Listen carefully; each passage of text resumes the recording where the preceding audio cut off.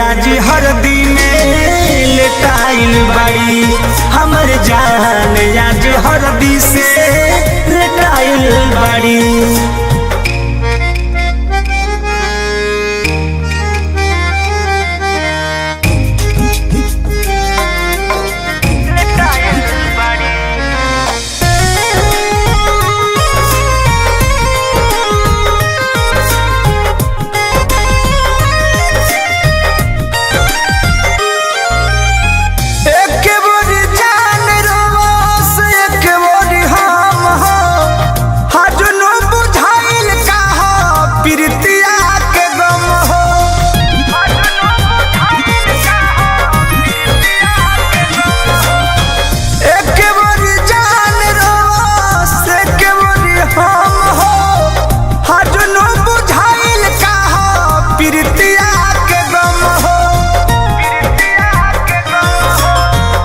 बचपन के प्यार है कैसे बिसार दी, समझ में न आवे के करा दोषी करार दी। भरल आँखें हवाया के लोराइल बड़ी। हमर जान आज हरदी में लेटाइल बाड़ी।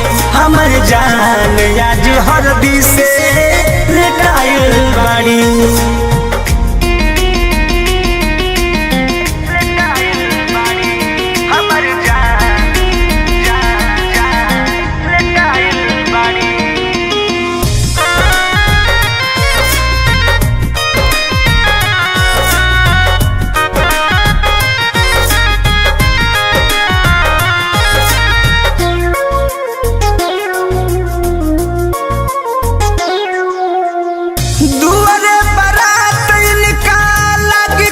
शाम के मेहंदी रचाई है अब ता परमध के नाम के।